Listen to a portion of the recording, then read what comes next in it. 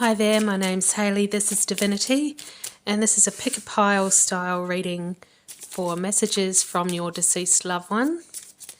That could be a loved pet or person who is recently deceased in the last couple of years. So we're going to start with the Soul's Journey cards.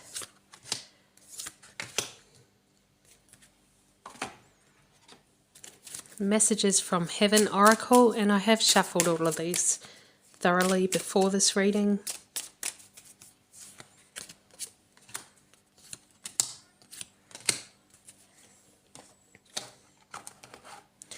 The Spirit Junkie cards.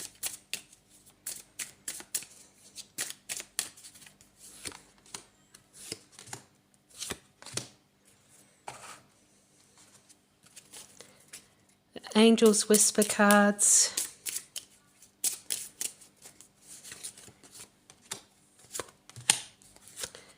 So let's get started. So pick a pile now. We have the Amethyst Cluster in pile number 1. We have the Desert Rose Stones in pile number 2. And we have the Raw Green Aventurine in pile number 3. Right, so we'll start with the middle pile. Pile number 2, this is your reading. Freedom. I possess the power and the free will to create my own happiness. So when we lose someone, sometimes we lose a lot along with that.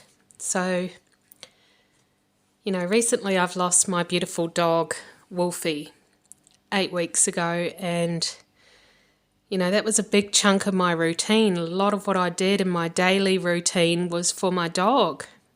If I had to do something that day, I would always make sure I got up really early to walk the dog first.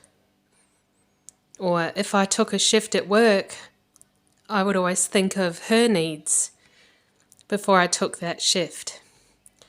A few years ago before that, I lost my long-term client at work. I was a disability worker and I had worked with her for 6.5 years, and when I lost her, I lost my job. I lost my income. I lost all my co-workers who were my best friends. I lost my daily routine, my schedule, everything. And so when you lose someone, quite often you lose a lot more than just the person. And you need to reinvent yourself. But, you don't have to make it a certain way. There's no rules on what you have to do to reinvent yourself. You can now do whatever you like. You have the freedom. You have the freedom to choose. Like when my client died, I had the freedom now to choose wherever I wanted to work. And, it may not sound like a good thing, like when my dog died, clearly it's not a good thing. I'd love to have my old routine. I loved my way of life, but I can't. And so now I have to rebuild it, and what will that look like? Will I get another dog? Will I get another Malamute? Will I do something different? Don't worry, I know how much you love me. And with that, you may feel guilty about beginning a new life. And your pet or your person wants you to know that they know that you still love them, no matter what that looks like. If you lost your spouse or your partner a couple of years ago and you're thinking about getting out there and dating again, they know that you still love them. You're not replacing them. You're just living your life. If you lost your pet and you're thinking about getting a new one, you're not replacing them. You're just opening your heart to another experience of love. I bring peace with me wherever I go. Yeah, so it's about being in the moment, being present, being taking time to just sit in the quiet and allowing those thoughts to come, allowing those memories to come. Like sometimes we try to distract ourselves and keep ourselves busy so that we don't think of things. Maybe we think it's too painful. But, it's best to just allow the quiet to come, allow the quiet to set in, and to sit there and think of those memories. And you'll find that it's not just the bad memories, it's the good memories too. 222, balance. Now is the time to take inventory of your feelings. Are there any feelings of imbalance or resistance? Divine whispers are here to remind you that the alignment that you seek also seeks you. Breathe, rest, and reset. Yeah, it's about, again, allowing that peace to come in, like not just keeping yourself busy, not just planning your new life, but also taking time to remember, allowing those memories to come. It's all about balance.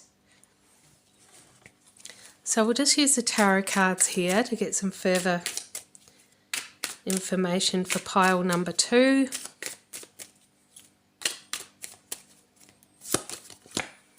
And we have the Queen of Wands.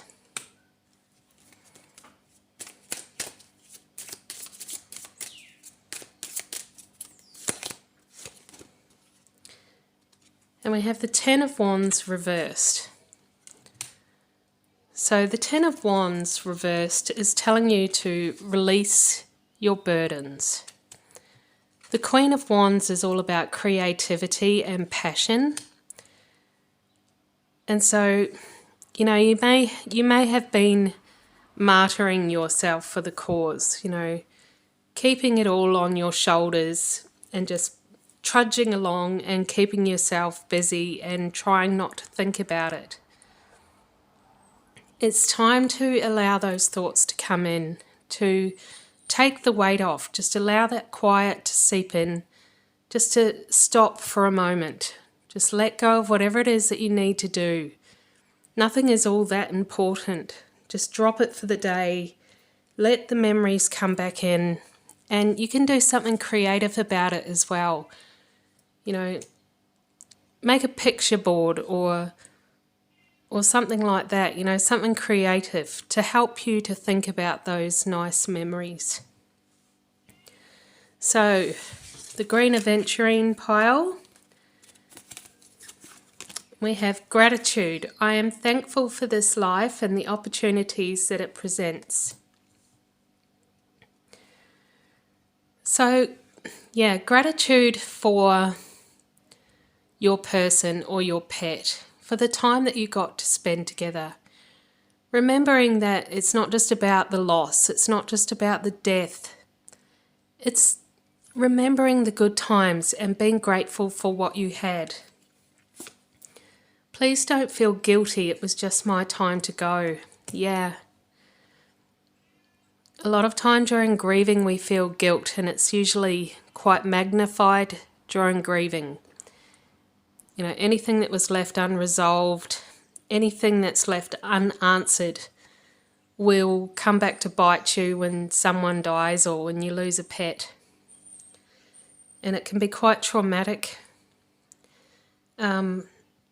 With a pet owner, or if you lost a child, every decision around their life was yours, and it can be quite hard to take.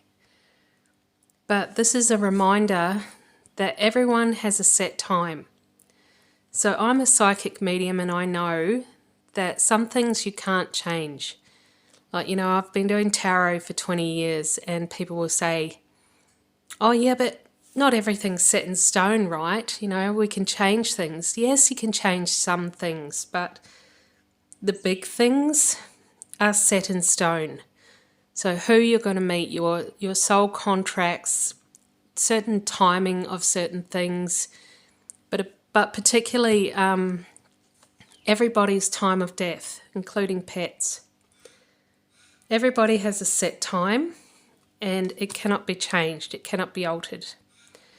And so, on the outside it looks like they died of cancer, or they died of AIDS, or they died of a car crash, or SIDS, or whatever it was. But really, it was their time. Their spiritual contract here on earth was up, and it was time for them to leave. So if you can allow yourself to accept that as a reality, then you can let go of some of that grief, of that guilt, and also any blame that you might have towards others. I trust that my intuition is always leading me to the right direction. Yeah, so listen to what you know is true. Remembering that things are pretty clouded when you're going through grieving. They can be pretty skewed. Like I was saying, that feeling of guilt because every decision was yours. Or because, you had unfinished business, or things were left unsaid, or whatever it is. But you need to follow your gut instinct on, what you know to be true. And that could be that they knew how much you loved them, and that your intentions were good. Even if you did make mistakes, you know what? We are flawed. We're meant to be. We were created to be flawed so that we can learn from our mistakes. Earth is just a school for the soul. If we were perfect, we wouldn't learn anything from our time here.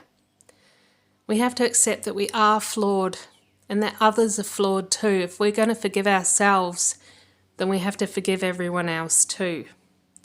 Everyone, no matter what they've done to you or done to your loved ones, you have to forgive them because you want to be forgiven yourself. And it's just, knowing what you've always known, because you've been here before. You've been to Earth before. This is not your first go at the rodeo. And, you know that death is a normal part of life, and you've experienced this before, maybe not in this lifetime, but you have before. You know that the soul lives on. This is the kind of guidance from your intuition that you can take peace from. And again, we've got guidance, 000 guidance. You have full support of the divine. The guidance you are seeking is here, and your life is moving in the right direction. This is the start of a new beginning, where one cycle ends, a new one begins. Yeah. And it's not just a new cycle beginning for you. Like, you now have a chance to make new things in your life, a new chapter. It's not just for you though, it's for your pet or your person. They start their new chapter too. So even though they can still communicate with you and they can still be here and watch you, they move on to do other things too. So they go learn certain lessons and, go through certain things when they're in the afterlife as well. So it's all a new experience for everybody. No one is just sitting there stagnant.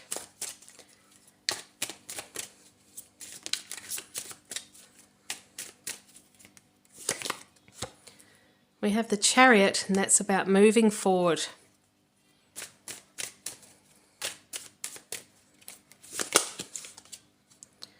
And we have the Knight of Swords, and that was in reverse. For a select few of you here today that have chosen pile number 3, the green aventurine stone, you may be, your person may have died of a car crash, and you are still feeling guilty, or you're blaming someone else. The driver, the other driver of the other car, the mechanic involved, whoever it was that you're blaming, let it go. Or if it was a pet and they got hit by a car, let it go. Let it go. And remember that it was just their time. It was just their time. There's no point in blaming others. All it's doing is hurting you. Once you get to that point where you can forgive and truly mean it, understand that we are human, we are flawed. All of us. You're just as flawed as they are. You're not perfect either. Then you can truly let go and forgive, and that will raise your vibration.